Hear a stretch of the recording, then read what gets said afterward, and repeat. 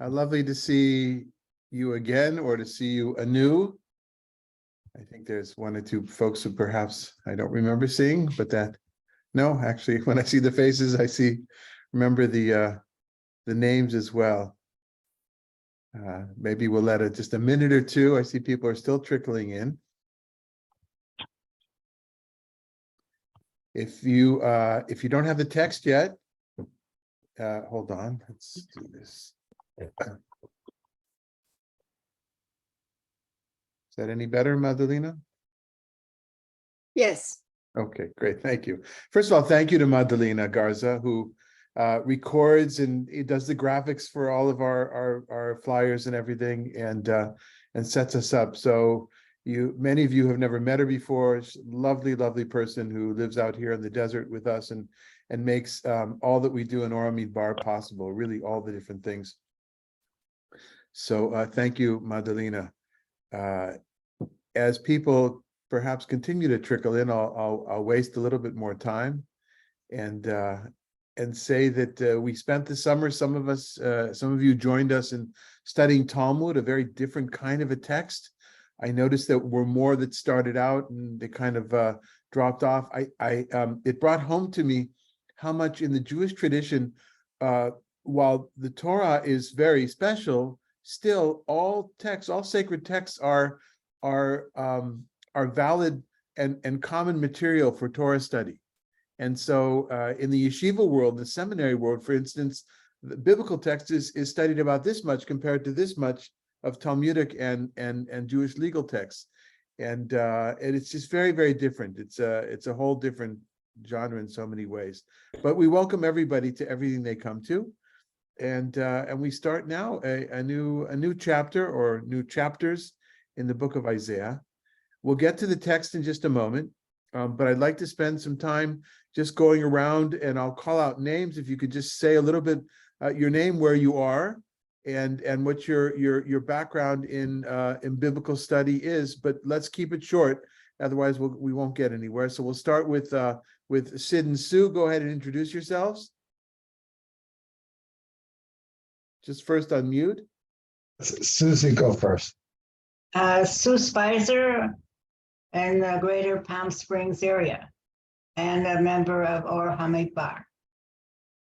Yeah, I'm Sidney Spicer. I went to the yeshiva, had extensive learning in Talmud, and some of it is forgotten, but I'm sure it come back. Okay, Eileen Eisenberg. I'm in Chicago, 6 months, Palm Springs, 6 months, a Reformed Jewish background, and love studying with you all. Harold.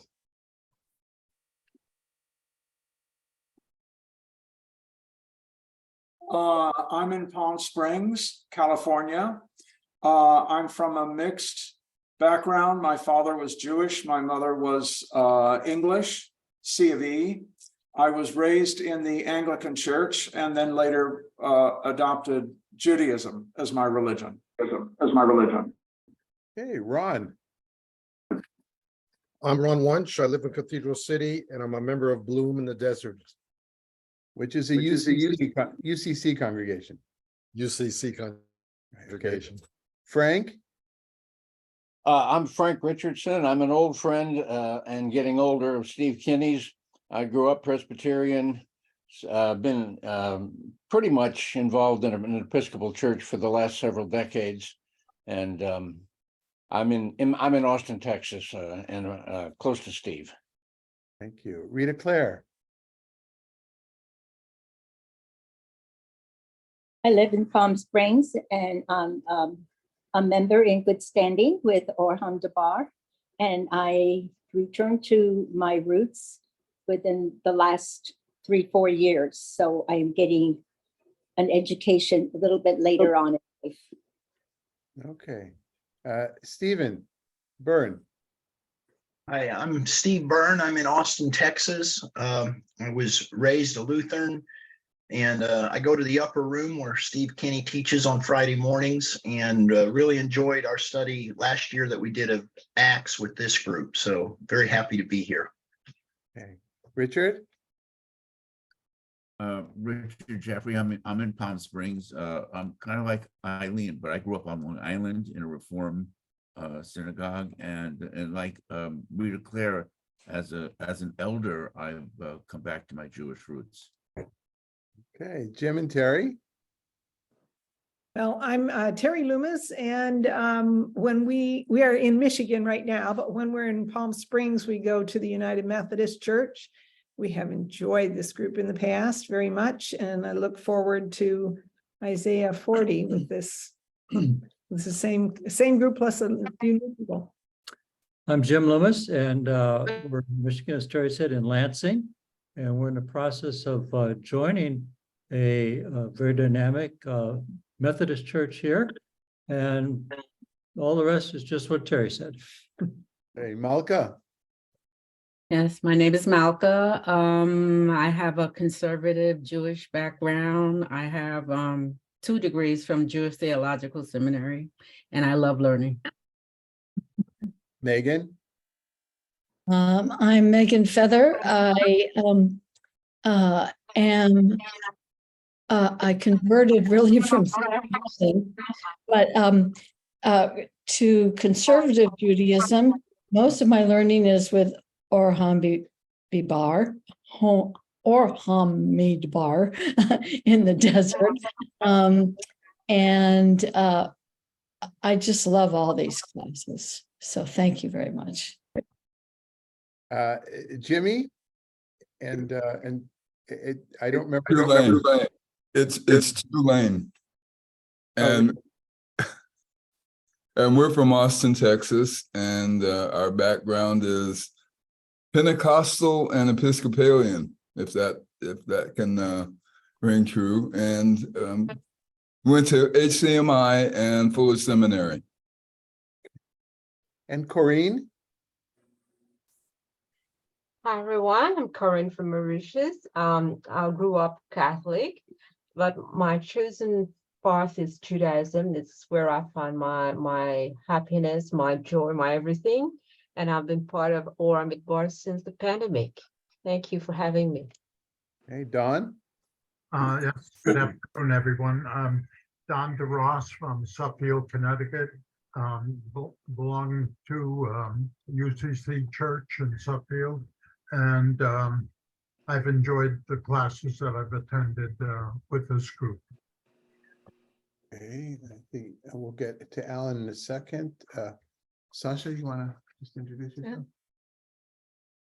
I'm Sasha. I live in Palm Springs. I'm a member of Or Hamidbar, married to Rabbi David.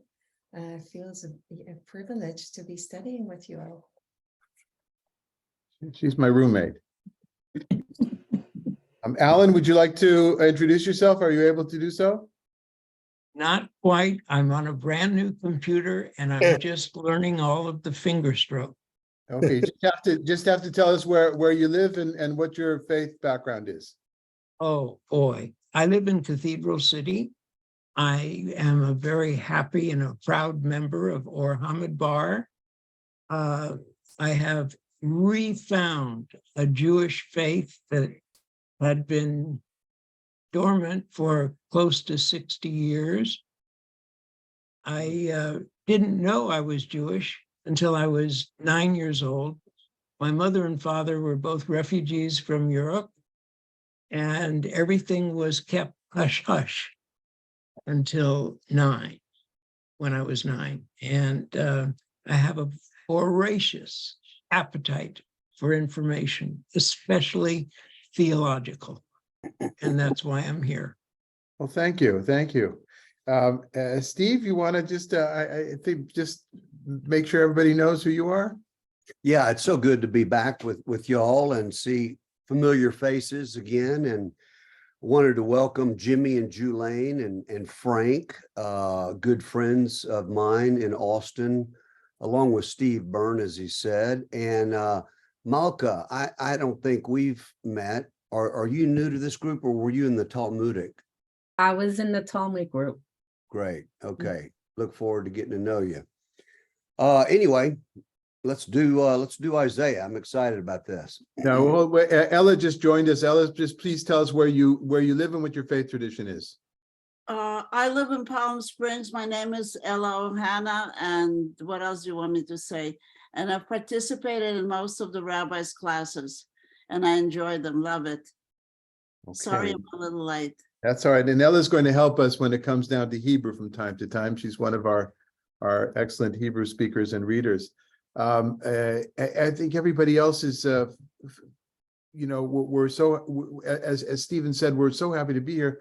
Just one more thing before we get to Isaiah is I just wanted to share with everybody that it is Sukkot. It's the Feast of Booths, Chag Sukkot, Tabernacles, but Booths I think is a better name for it. And while we have a sukkah outside, it's just a little bit too toasty to be in the booth. I did a study session with somebody the other day, and I was sweating most of the time. So we're sitting inside, but wanted to share with you what Sasha and I do, and many of us do every morning in this 7-day festival. We take these 4 species. You can't perhaps see them, but a palm frond and myrtle and willows and an etrog, a citron, representatives of the 4 different ecosystems in the land of Israel, the palm frond from the desert oasis, the myrtles from the high hillsides, the willows from next to the water, the rivers, the springs, and the etrog, which is cultivated by human cultivation, doesn't grow naturally, certainly not in the land of Israel. And we hold them together and bless and say the Hallel, those chapters from the book of Psalms. And in the center of all of it are the words that sum up, I think, what we're doing here in this group and a lot of the work that we do together. And that is Psalm 117. Hallelujah et Adonai, kol goyim, shabchu kol ha'umim. Laudate omnes gentes, laudate Dominum, laudate omnes gentes, laudate Dominum. Sing praises, all you peoples, sing praises to the Lord. Sing praises, all you people. Sing praises to the Lord. Just a short thing to share with you. It's important for us to remember from time to time that it's not all about the intellectual activity, that there's also an aspect of spiritual practice. And I'm happy to share that. For me, that is the key verse of Psalms for our interfaith work is as we learn to praise together by learning together, studying together, and fixing this world. So if I could ask you, Steve, to tell us a little, Stephen Kinney, to bring us into the context, historical context, and perhaps why you and I have chosen the middle of the book of Isaiah as opposed to the beginning of it. Right. And before I do, David, seeing Richard reminds me that Or Hamid Bar is having, a gala, a fundraiser in November, and honoring Richard in the process. Is that correct? It is indeed.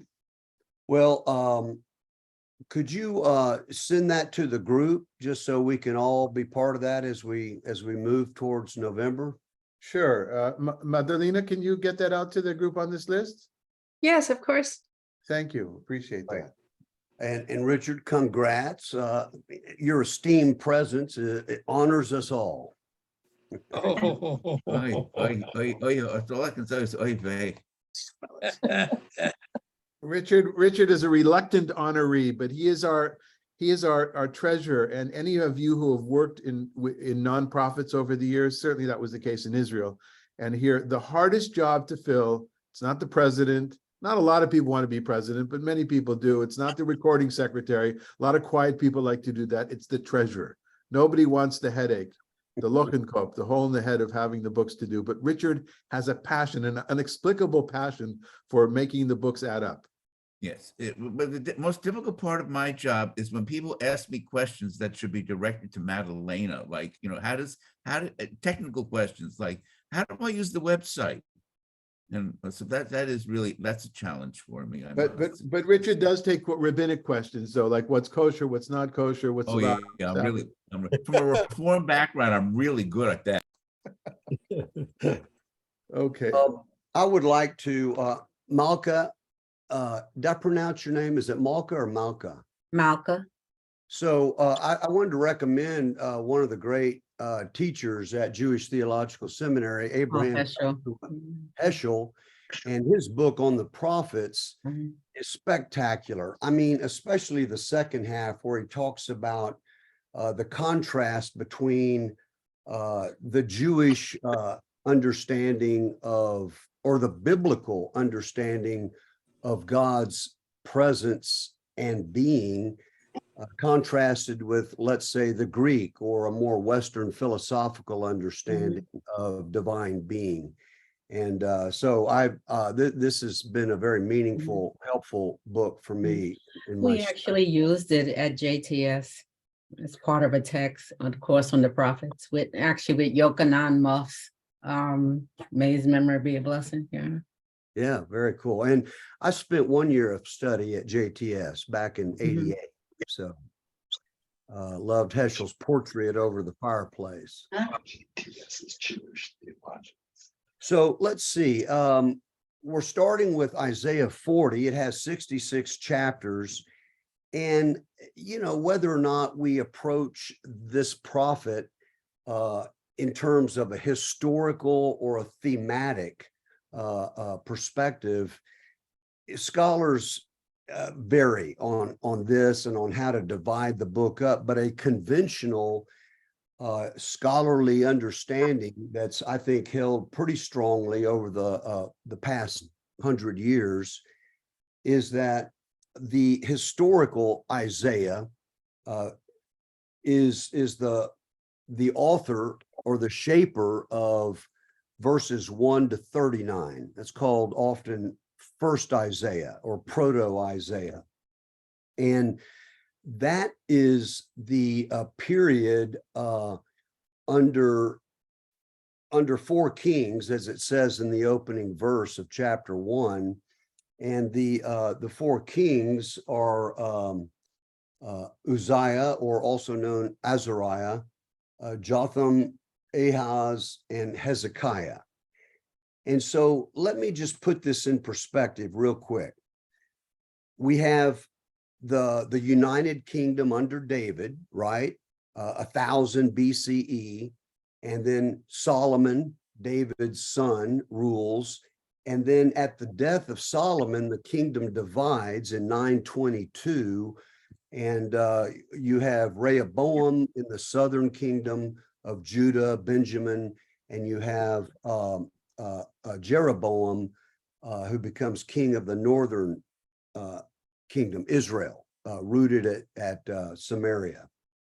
And so the period between the divide, when the kingdom divides, all the way down to, let's say, when the northern kingdom was destroyed by the Assyrian kingdom, the Neo-Assyrian kingdom in 722. So you're looking at 2 centuries in that period of First and Second Kings, when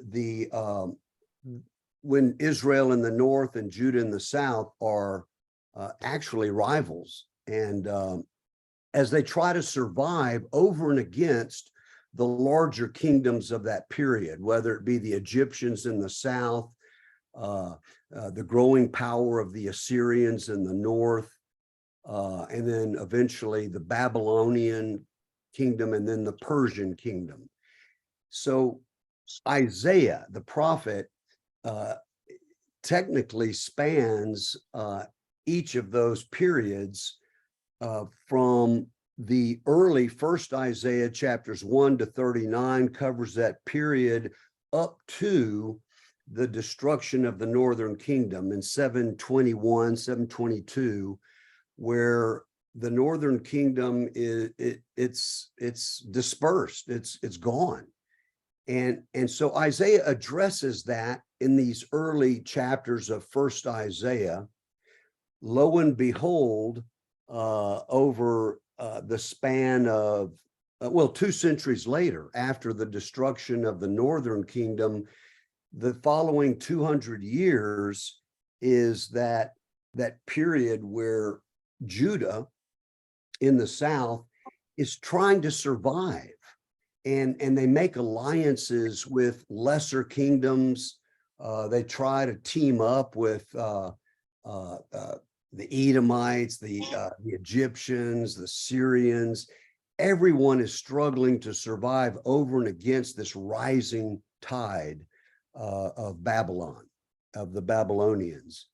And so lo and behold, in 586, through a series of mishaps and false alliances and betrayals, the house of cards tumbles, and the southern kingdom, Judah, is carried off into exile, as many of us know, in 536, let's say, BCE, and that's a 50-year period in Babylon. And the book that we are diving into, starting with chapter 40, and it goes up to, scholars argue, to chapter 55. That constitutes second Isaiah. And that's the period in exile and in Babylon. And this Isaiah is proclaiming a new day, a new Exodus is coming, and get ready for it. And Yahweh is on the move, and we have our sins have been paid for twice over, and it's good news. And through it all, through all the tribulation, Israel survives to live another day. And then when Cyrus of Persia defeats the Babylonian Empire and the Persian Empire becomes the ruler of the day in that ancient Near East area, then Cyrus releases the exiles, who then return to Jerusalem to rebuild the kingdom. And so third Isaiah, which we often argue is chapters 56 to 66, is kind of what we might call the post-exilic Isaiah, who encourages them, urges them to stay faithful to the covenant and to get the temple. Let's see, somebody needs to mute. Did it, go ahead. Okay, great. So if you just Google the ancient Near East, you'll see maps and pictures of the relationship between these ancient cultures and kingdoms. And then you'll find all the list of the kings and how the prophets correlate. And I think all of that is available, but I just wanted to make the case that diving into Isaiah 40 is timely. It's I think we'll find it refreshing for our own I don't know, cultural sense of cultural exile wherever we are. There's lots of stress out there in the world right now, and I love how this Isaiah takes us out of a lot of the political intrigue, transcends to a deeper place that empowers, at least that's in my experience, a new perspective, a new way of thinking and living in the world. Because as Isaiah says, God is the God of the nations. God is, it's a universal, and the mission of Israel is to the nations. And so that's, David, I think where I'll stop unless anybody has any thoughts or questions. We'll ask for thoughts and questions. Just a moment. I want to add two things to this. One is on the theme of exile. we've spoke before, those that participate in Acts, a lot about, we bring ourselves to the study as well, not just our academic backgrounds, but who we are. I, as an Israeli, many of you who care very deeply about the state of Israel, and this idea that although Sasha and I lived in Israel for most of our lives, we are now either in the diaspora or in exile, depending on how you look at it. We choose to look at it as diaspora, although Sasha, not being close to her grandchildren, sees it as exile. I see it more as diaspora. But one of the ideas about Sukkot, one of the many symbolisms, as I mentioned about the 4 species, they have lots of different symbolisms. I just brought one, the ecological one, which will connect to what we're going to do today. Going out to the sukkah for 7 days, to the booth outside of your house, and to be in there, to eat in there. Some people sleep in there. Some people spend their whole day there, depending on the weather, is a form of exile, self-imposed exile, to get out of your house, get out of your comfort zone, out of your skin a little bit, and then to come back home. And so it's appropriate perhaps that we're studying Isaiah now on this Chag HaSukkot, on this festival of Sukkot. One of the reasons, aside from it being my understanding, my view of this as being a separate book, just happens to come in the same binding as Isaiah, in the same large scroll, including in the Dead Sea Scrolls. Many people were hoping when the Dead Sea Scrolls were discovered, there were scholars that were so hoping that they would find the Isaiah scroll that only included up until chapter 39. Of course, that wasn't the case. The Isaiah scroll, which is the largest scroll of the Dead Sea Scrolls that is extant, is perhaps you've seen it. It's actually not on exhibit. You go to the shrine of the shrine of the book at the Israel Museum in Jerusalem, and you're in a circular room, and the scroll is on display all around you. It's almost in its entirety. There are parts of it that have been eroded away at the top or at the bottom. I don't remember which one. That's actually not the scroll. That's a facsimile, because the scroll is too delicate to be out there for so many years. But the reason that for me to choose this book, I have another motive. My motive is that there's a huge amount, in general, Isaiah is the most quoted book and prophet in the New Testament, as many of you know. But this section of Isaiah is quoted at least 22 times, I counted, in this section. And so there's a lot that is central. One of the things that we're going to come up on is the servant, the suffering servant idea that may not be so familiar to some of our Jewish students, but we're constantly looking for those things that will help us find what is common in our cultures, at least I am, and then to understand the differences. The more we see the differences, we understand ourselves more, but the more we create this atmosphere of dialogue, of loving conversation. And so that's another reason to choose this particular part. So our goal is going to be to go to the New Testament passages from time to time to see how those things, those texts are understood very differently or differently. Another thing is to show from time to time to show how the Septuagint, the Greek translation of the Hebrew scriptures, was the text that was used in New Testament writings, which made sense. They were written in Greek. And a little bit to appreciate that period of time which went on for a few hundred years, I think, of the parting of ways. There was not one parting of ways between Christianity and Judaism. There was a slow drifting away, intentionally moving away. We saw a lot of that, those of us that studied the Acts of Apostles together. We saw that worked, and we'll see more of that in the understanding of this section of Isaiah in our study. So now, are there comments or questions? David, I just wanted to add one more thought. That is, in the exile, it was in many ways, well, Israel, Judah had lost its power, its political power. Jerusalem was in ruins. And yet, in that 50-year period of exile, it was so productive. The Pentateuch was cobbled together, was put together in the form that we have it. The oral traditions were put to paper, put to scrolls.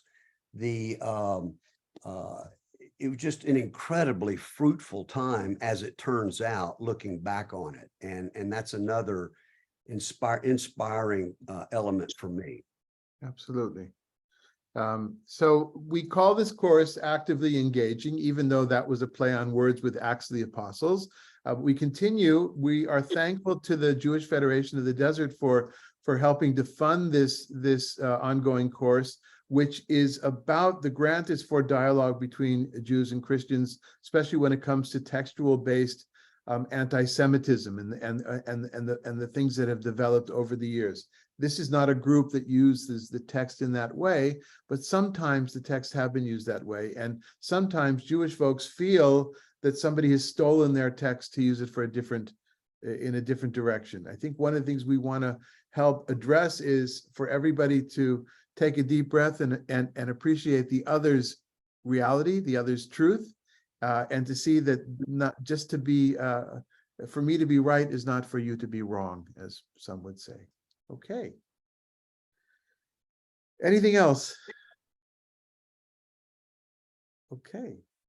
So, Don, would you like to read for us verses 1 through 2, and we'll take a look at that and get some reactions? Yes. Comfort, oh comfort my people, says your God. Speak tenderly to Jerusalem and declare to her. Go on to the next column. It's to the right, in the column to the right. That her term of service is over, that her iniquity is expiated, for she has received at the hand of the Lord double for all her sins. So should we start with you, Don? What usually have a good take on biblical text? I think these are very comforting words, and they certainly fit after a period of suffering, whether it be historical or present day suffering, a particular individual. So you'd like to see the text in its historical context, but also in a very personal context. Yeah. Yes. That's a great way, I think, for us to begin. When we go to the historical context, of course, this is referring to the destruction of Jerusalem and the exile. We should say it's not the exile of all the people, but it's the people at the top of the pyramid who are the ones who write history, who write scripture, the ones who who have left us their memories. But of course, the masses of the Judeans stayed in their place. But still, this passage in Jewish liturgical tradition is read on the Sabbath, the Shabbat, after Tisha B'Av, the 9th of Av. 9th of Av is an annual fast day, which commemorates the destruction of the first and second temples, which according to Jewish historical tradition, not necessarily historical as we call historical, but the Jewish historiography has placed that date for the destruction of the first and second temples, the destruction of the city of Beitar, the kind of the end of the Bar Kokhba revolt, for all sorts of different things and pogroms over 2,500 years, 2,600 years. Judaism sees that as a magnet date for tragedy. And so the Sabbath after that is one in which it's known as Shabbat Nachamu, the Sabbath of comfort, because the words here, Nachamu, Nachamu Ami, so many people that, I mean, Sid, you probably remember this from your childhood. Nachamu, Nachamu Ami, Yoma Elohem. And so, that's kind of in the background, and it's being said at a time when it's no longer an issue. Now, for those that accept, and that is people, many in the Orthodox Jewish world, many in the evangelical world and other parts of Christianity, and perhaps even some non-religious scholars that still maintain that the book of Isaiah is a single author. Now, how might they explain this? Any ideas or anything you've heard? We have such a variety of backgrounds here. Has anybody ever heard a justification as to how Isaiah could have said this? Just speak up, because I can't necessarily see everybody. That it was prophecy. Yeah, prophecy. What's the big, people, what's the big deal? Isaiah was given the prophecy to tell the people afterwards. If you look at the end of the sheet, of your source sheet, turn it over if you printed it or on 2 pages at the bottom. At the bottom, Malka, would you read? Josephus understood that this was an issue. This is what I love. What I love about Josephus for our context is that is a Jewish voice who's not rabbinic. It's not that he's ultimately not rabbinic or in a absolutely not rabbinic. There are some overlaps, but doesn't represent the Pharisaic rabbinic world necessarily. And he's got his own understandings. Malka, could you read what Josephus writes in Antiquities of the Jews? This was known to Cyrus by his reading the book which Isaiah left behind him of his prophecies. For this prophet said that God had spoken thus to him in a secret vision. Quote, my will is that Cyrus, whom I have appointed to be king over many and great nations, send back my people to their land and build my temple. This was foretold by Isaiah 140 years before the temple was demolished. Accordingly, when Cyrus read this and admired the divine power, an earnest desire and ambition seized upon him to fulfill what was so written.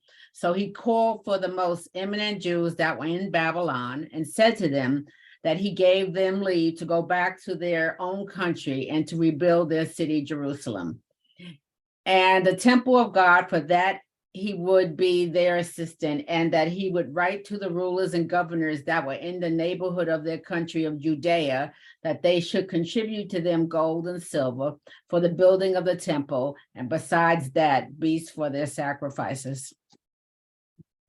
Stephen, Kitty, are you familiar with this text? Had you seen this before? Not this particular text, but with Josephus. Yeah, well, no, of course, Josephus, but this particular text, what he's done is the things that you mentioned before, the problem of chronology in this book and the timeline, he's wrapped it all up in one bundle for us, right? And of course, what I love about this is that Josephus has Cyrus studying Torah, right? Studying the words of the prophets. It's like Cyrus went to shul, right? He went to synagogue and he heard the singing this after hour, or they came and read before him the book. It's lovely. It's romantic. It's and it wraps up. But what it does for us is that it shows that the question of authorship was already being asked in the first century. Right? Somebody, for Josephus to answer like this means that the question came up someplace. And that's something that that it's good for us to keep I think to keep in our minds conscious of when we approach the biblical text with critical methodology, and people think that that's modern, or maybe it started in the 19th century. There are roots to all these questions. We find it in rabbinic literature. I would imagine we find it the same things addressed in the church fathers as well. The questions were always there. The question about the question is, are you Orthodox? Do you know that you have to get to a certain place and therefore the answer will bring you there? That's what's happened here, I think. Or are we interested in looking, so what are the questions that arise? And Don approached this in a different, Don said, well, in the historical way, it meant this, but for me, in my world, or in our world, and something that Stephen addressed as well, this is very, very real. So other folks, yes, please, go ahead, Don. I just wanted to say that on a personal level, just reading this after either a time of trial or a time of fasting or a time of bad news in your life or the life of your family, one gets the feeling God is speaking directly to the reader, to me, and I think that's an extremely powerful thing for Scripture to do, to be able to reach from many centuries ago to my own personal soul as I go through it, as I read through it. Thank you. Anyone else?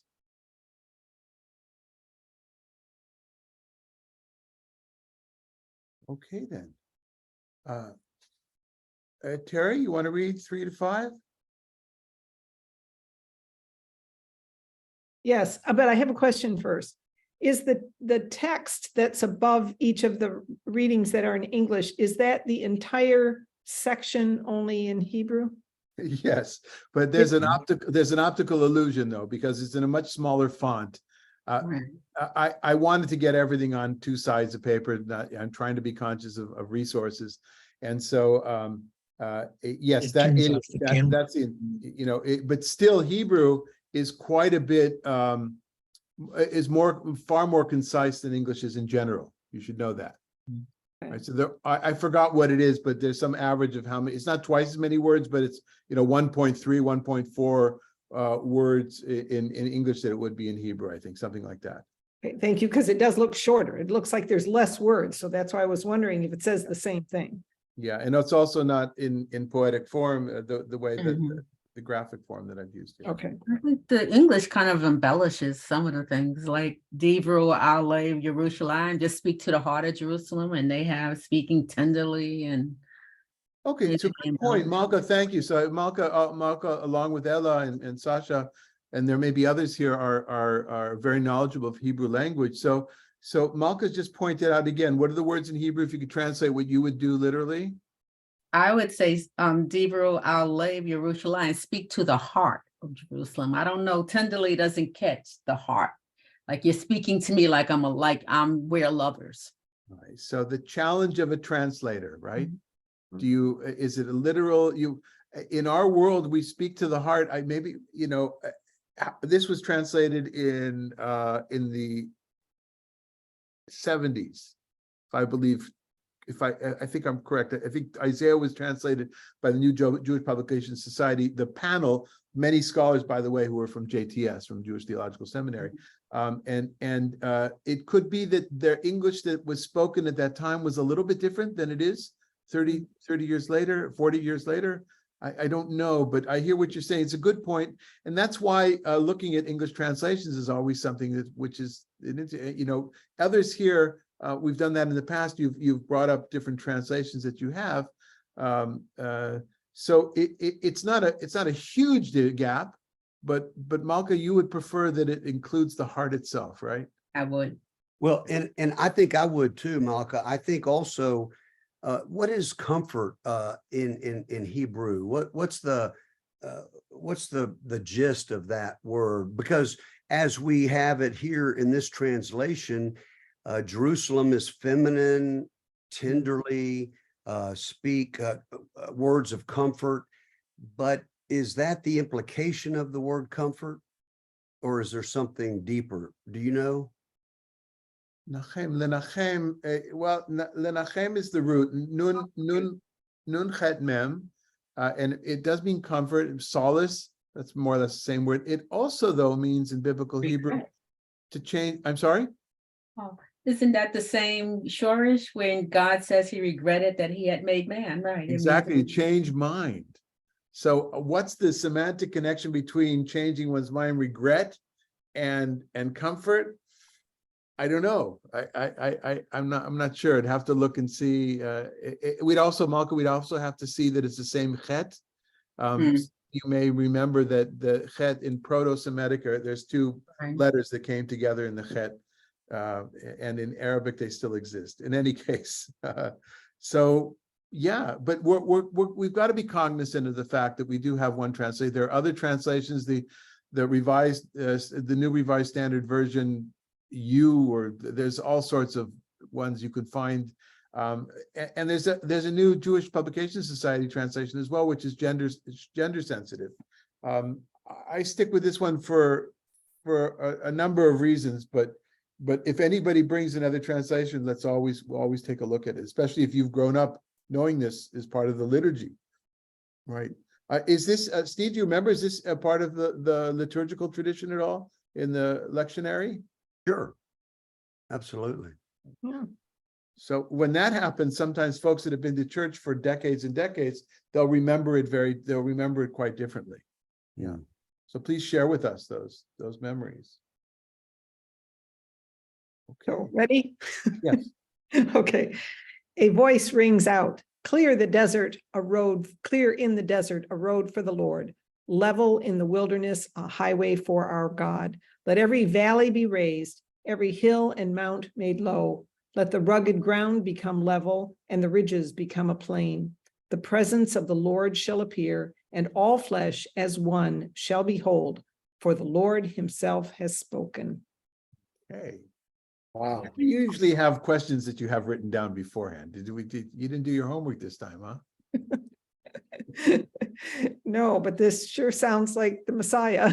Okay, so what does it sound like to you or to others? What do you feel? This is something that's read when John the Baptist appears too. All right, we're going to get to that in just a moment. That's an important, I think, for our work here, our dialogue work here. That's a crucial thing to do, or an important thing. I think one of the important things here is hope. Okay, and so what is the opposite of hope in this metaphor? This Despair. Okay, so but in the metaphor, so if hope is opening up the road, what is despair? That's Blocking it.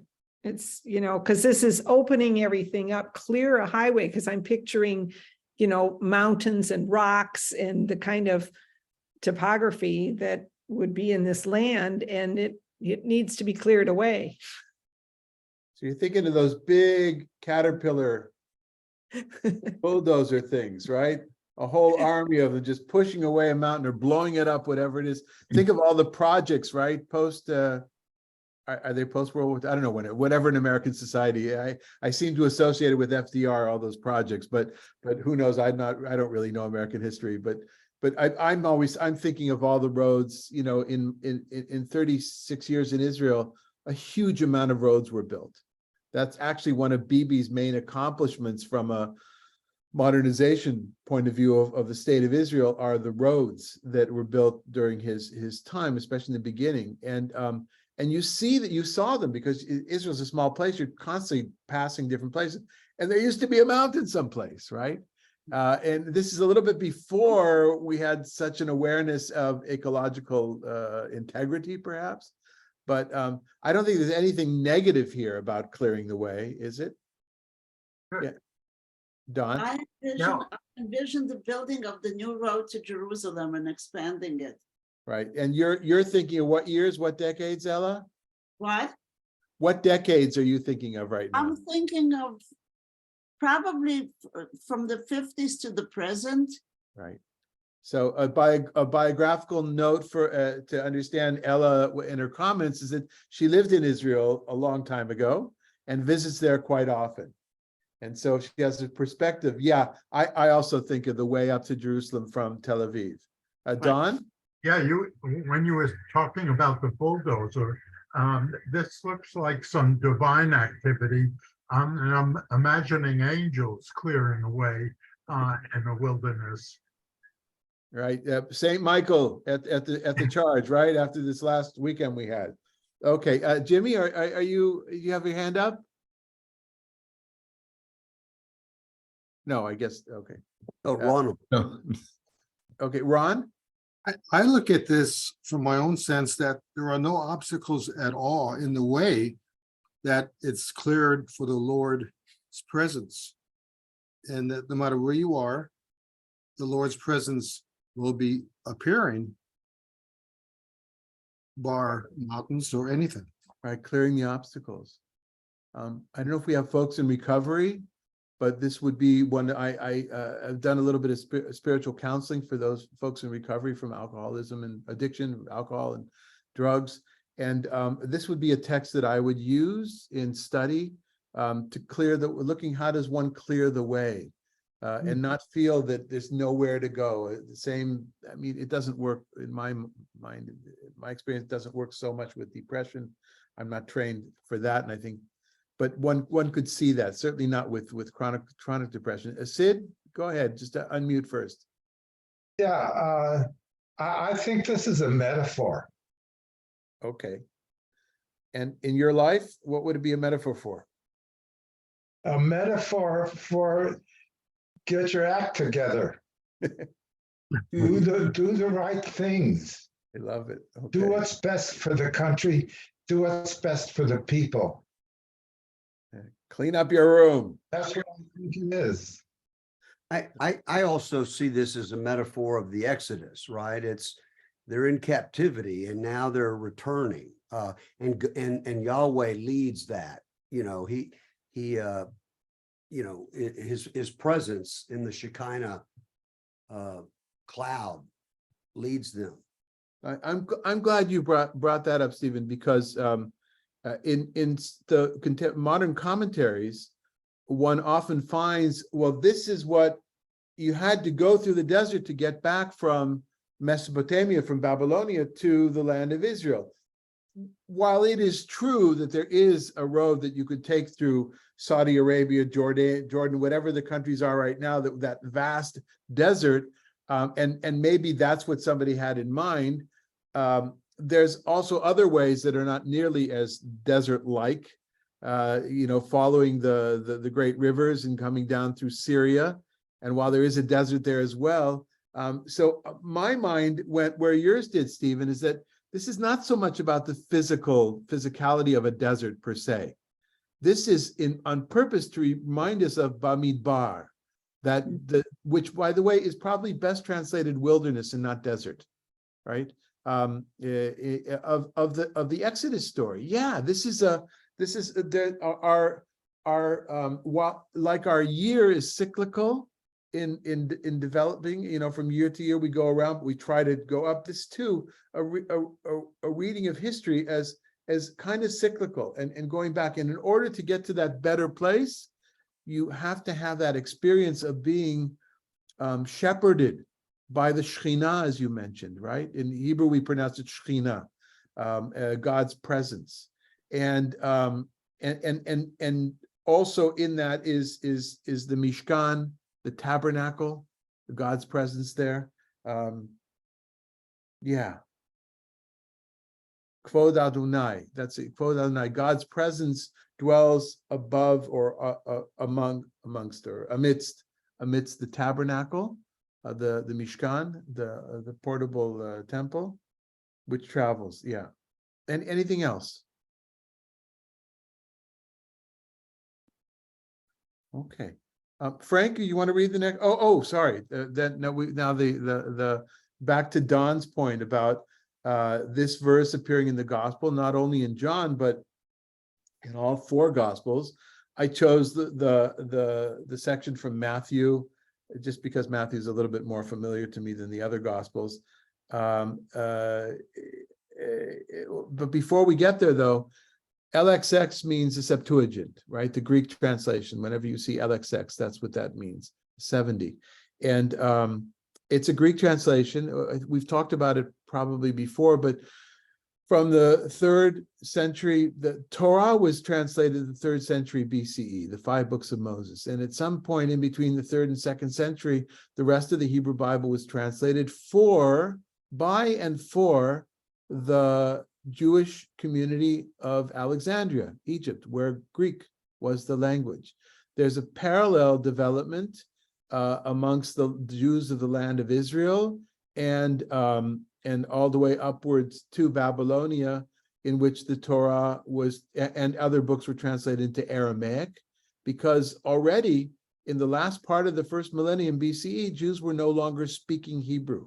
They were speaking either Aramaic, or if they were under Hellenistic culture, they were speaking Greek. And that's why you get those early translations. And the early translations are not just so that people could, they don't serve just as only to enable us to understand words that might be rare words that we don't understand otherwise. That's certainly that, but they also can and do from time to time reflect a different textual tradition, perhaps an earlier text, right? One that is not the one that our received Masoretic text, the Hebrew that is in most Hebrew Bibles today. And so in the Greek, the words are parsed differently than they are in the Hebrew, at least according to the traditional way of reading the Masoretic text. Masoretic text, the way we have it, as you read, was a voice rings out as follows: clear in the desert a road for the Lord. But in the Greek, it reads, a voice rings out in the desert. Clear, clear a road for the Lord. Now, is that different? No, it's not. It's not all that different, but it does give us an inkling as to who's using which text. Steve, can you think of a few examples outside of or in Isaiah, but not the section we're doing, that are kind of the famous examples? Stephen, are you, Kenny, are you able to? Okay, I guess he probably called away on a call or something, but anybody know any examples, famous examples of how the Christian tradition understands words differently in the Hebrew Bible? Probably the most famous example. Hebrew has like a lion for the crucifixion, and Greek Bible has what it was pierced. Like Yeah. Psalm 22, I think they're using Psalm 22, Right. and Hebrew has like a lion. Right. And Dead Sea Scrolls, it looks like it could be above, but it looks like it has like a lion too. But the Greek has pierced. That's where that he was pierced, his hands were pierced comes from. Right. And also the virgin birth, right? Right. Yeah. Right. So the translation is a difference. So Malka, you brought up the issue of translation before, and sometimes the translation are just different ways of understanding the idiom that's being used, but sometimes it reflects a different text as well. And sometimes it creates an entire category in comparative religion. So as the examples of pierced and virgin birth are. Dawn, just because you were reading beforehand, could you read from Matthew, the section 3, 1-3, so we see how it's used in that context?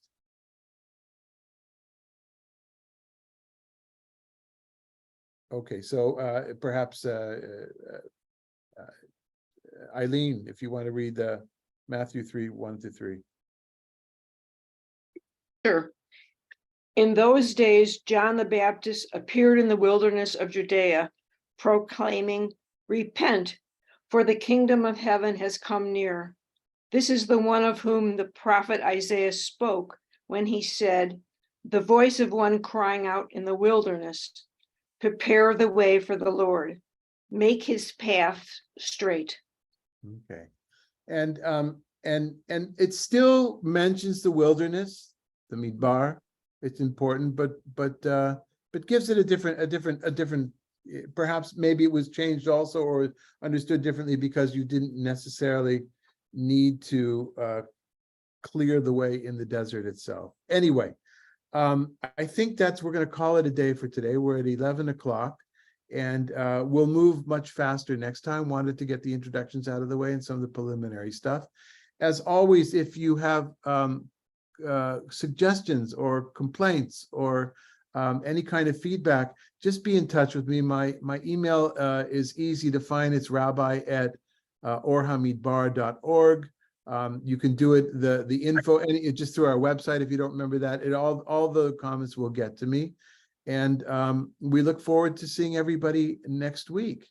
Again, thank you to Stephen, and thank you to the Jewish Federation for sponsoring this. And we'll see you. Chag Sameach to everybody. And David, I'm sorry to have bailed. I had to do something real quick, but I think this would also, there's 4 other folks who have told me they want to be part of this group. They weren't able to be here today, but hopefully next week. But I think I'd like to suggest this is a good time to invite other folks to join us if you know of anybody. So, great. And as we've done before, the sessions are recorded. Madalena records the sessions and catalogs them on, if you sign up to the if RSVP to this course, and you have access to that catalog of recordings. Okay, good to see everybody. Really, thank you. Thank you. Bye-bye.